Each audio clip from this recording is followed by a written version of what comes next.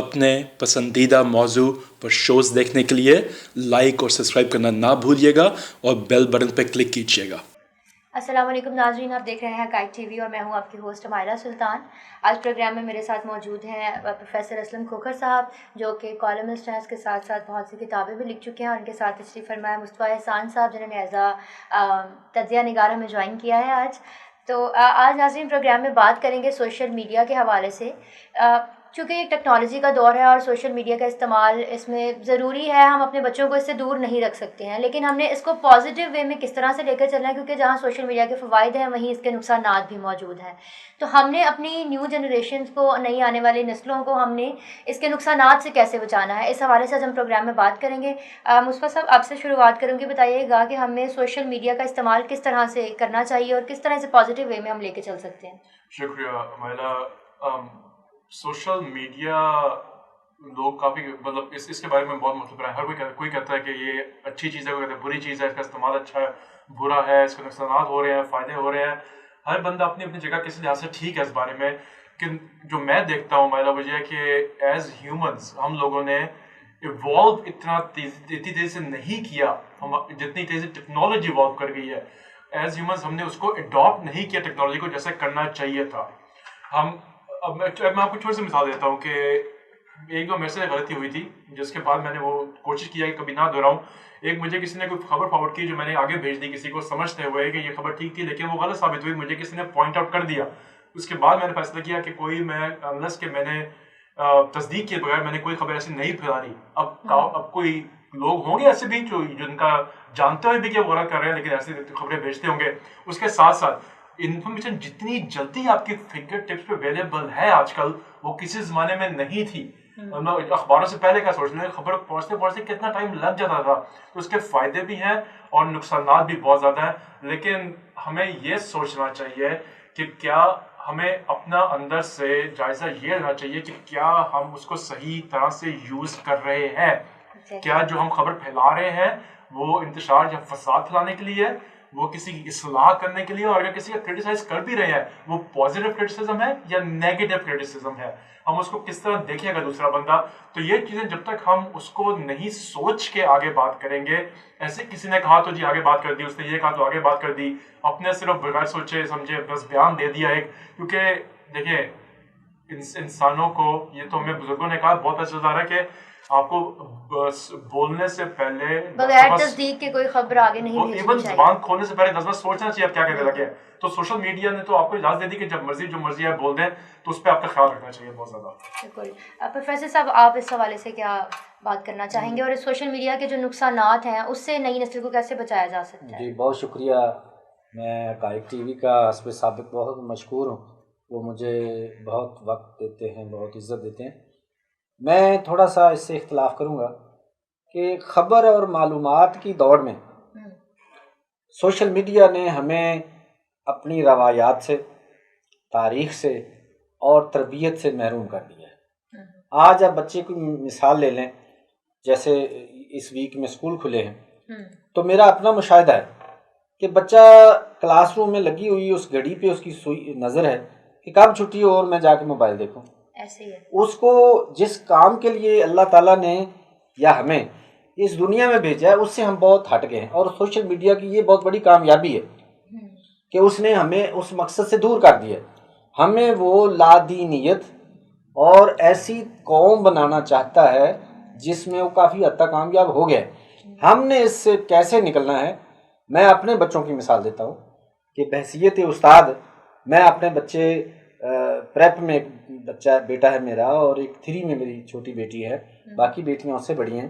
मैं जब उनसे डिस्कस करता हूँ हज़रत बिलाल हबशी रज़ी अल्लाह ताला अन्हु, हज़रत अवैस करनी और अम्बिया के वाक़यात, सहाबा किराम के वाक़यात, औलिया किराम के वाक़यात, वो फिर बड़ी खुशी से मेरे साथ शेयर करते हैं। हमें ये भी पता है, हमें ये भी पता है, हमने ये पढ़ा है। मेरा मतलब ये है कि ये जैसे कोरोना के दिनों में ये हमने अडॉप्ट किया कि बच्चे घर बैठ के वो अपना होमवर्क कर रहे हैं, ये एक ज़रूरत तो है, मैं इससे इख्तलाफ नहीं करता, लेकिन ये ज़रूरत हमें नशे से भी बुरी है। बच्चा जो मैंने देखा है कि बड़े बड़े स्टोरों में जो माएँ आती हैं اور بچہ وہ موبائل لے کے بیٹھا ہوا ہے. وہ بچے کی عمر کیا ہے؟ 1.5 سال. تو اس بچے کے ذہن میں کیا امیج بیٹھ رہے ہیں, وہ جو چیزیں دیکھ رہا ہے جس پہ کوئی کنٹرول بھی نہیں ہے. اور وہ بچہ, ہم خوش تو ہو جاتے ہیں والدین, کیا بچہ اپنے دھیان لگا ہوا ہے, پیرنٹس اپنے اپنے کام بھگتائے, لیکن وہ بچہ ہم سے دور ہو گیا ہے. وہ خوش نہیں ہوتے, وہ خوش ہوتے ہیں کہ ان کی جان چھوٹ گئی. جان چھوٹ گئی, بالکل آپ نے درست جان چھوٹ ٹائم گئی. اپنا وہ اپنے کاموں کے لیے بچے کے ہاتھ میں موبائل دے دیتے ہیں. اور اور نے اتنی بڑی بات کر دی ہے نا جس کو ہم لوگ روز اگنور کرتے ہیں. جی آپ نے بہت اچھا کہا کہ آپ یہ اتنی بڑی بات کر دی جس کو ہم روز ایسے ہی ٹال دیتے ہیں, کوئی بات ہی نہیں ہے. ایک بچے 1 سال کے بچے کو صرف اس لیے موبائل پکڑا دینا کہ وہ روئے نا, جی یہ کہاں کا معاشرہ ہے آپ کا؟ بچے کو رونے سے چپ کرانے کے لیے بجائے اس کے کہ ہم پوری عمر روتے ہیں, بالکل اس سے بچنا چاہیے. آپ نے بڑا اچھے اور ٹاپک کا اس انتخاب کے کیا دیکھیں ہے. پروفیسر صاحب, اس کے ذہنی اثرات بھی تو اس پہ پڑتے جی. ہیں.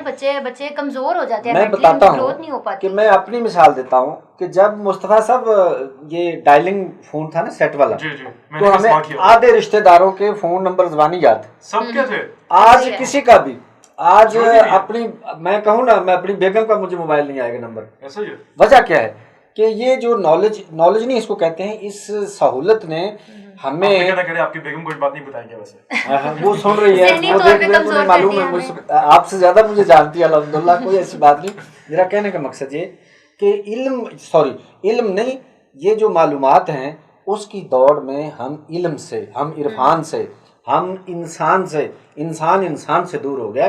اس انسان کو تلاش کرنے کے لیے, اس انسان کو واپس لانے کے لیے اللہ تعالیٰ نے قرآن اتنی عظیم کتاب نازل فرمائی. اور یقین جانیے کسی بچے کو آپ پوچھ لیں الحمدللہ کا مطلب کیا, وہ نہیں بتائے گا. ایسے ہی ہے. لیکن مصطفیٰ صاحب, اس کو ہم پازیٹیولی بھی تو یوز کر سکتے ہیں. جیسے ابھی پروفیسر صاحب نے بات کی کہ حضرت بلال حبشی کے بارے میں بات کرتے ہیں, تو ہم بچوں کو بتائیں اور ان سے کہیں کہ آپ نیٹ پر سرچ کریں, وہ ان کو ان کی پوری ہسٹری مل جائے گی, وہ پھر اس کو زیادہ ڈیٹیل میں پڑھ سکتے ہیں, سمجھ سکتے ہیں. تو ہم اپنے بچوں کو اگر ساتھ ساتھ گائیڈ کریں, انہیں بتائیں کہ کس طرح سے اس کو استعمال کرنا ہے, تو وہ زیادہ بہتر نہیں ہوگا ہمارے لیے. مائلہ شکر, انہوں نے بہت اچھی باتیں اٹھائی ہیں. اس میں 1-2 چیزیں میں ذکر کرنا چاہوں گا کہ صاحب شکر اللہ کا, جس طرح آپ اپنے بچوں سے آپ نے اگزامپل دی اپنے بچوں کی, کاش ہمارے سارے ماں باپ ایسے کر سکیں, کیونکہ یہ ہمارے بات آتی ہے پرورش کی. بالکل, یہ کیا ماں باپ آپ کے خیال سے اگر بچہ ان سے کوئی سوال کرے, آ کے اس کے ذہن میں کوئی سوال اٹھے, اسلام کے بارے میں ہو کہ نہ بارے میں ہو, وہ اس کو آج کل ٹال دینا پسند کریں گے, یا کہیں گے نیٹ پہ جا کے دیکھ لو, یا اس کو واقعی خود کوشش کریں گے کہ خود نیٹ کھول کے اس سے کچھ سیکھ کے بچے کو سمجھانے کی کوشش کریں. اب یہ پہ دوسرا, یہ ٹیکنالوجی جو ہے نا, یہ یہاں پہ اس technology is here to stay, یہ کہیں نہیں جانے والی, یہ بات ہمیں مان لینی چاہیے. اب اس کو ہم نے استعمال کیسے کرنا ہے. ایک چیز جو میں دیکھتا ہوں اس معاشرے میں مائلہ, وہ یہ ہے, آپ بھی مجھے بتائیے گا کہ یہاں پہ پیرنٹل کنٹرولز, جس طرح آپ دیکھیں ابھی مغربی ممالک میں, آپ نیٹ فلکس دیکھ لیں, آپ امیزون پرائم دیکھ لیں, جہاں بھی آپ بچوں کے کارٹونز والے بھی ہر چینل دیکھ لیں, وہاں پہ پیرنٹل کنٹرولز اس لیے لگائے جاتے ہیں, پیرنٹس کو آپشن دی جاتی ہے کہ بچے اپنی ایج سے زیادہ کوئی اور چیز نہ دیکھیں. ایون آپ کی گیمز جو ہیں ان کی ریٹنگ ہوتی ہے, PG-13 ریٹنگ ہوتی ہے, ہر ایک کی ریٹنگ ہوتی ہے کہ یہ اس ایج گروپ کے لیے ہے.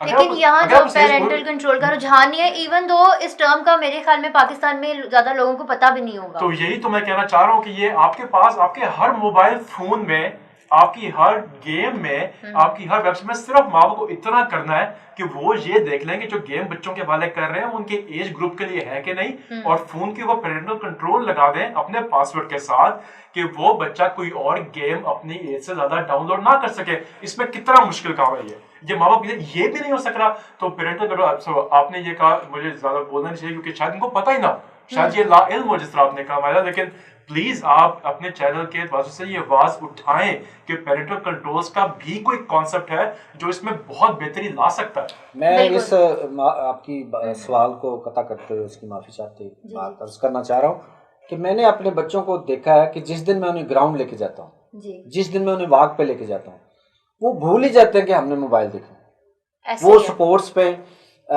دوڑ میں, فٹ بال میں, ایون کہ میں جہاں پہ روشنی کا اہتمام ہوتا ہے, میں اس مری شہر میں بچوں کو رات 10 بجے بھی ان کے ساتھ آدھا گھنٹہ جو ہے ان کو کھیلنے کا موقع دیا ہے.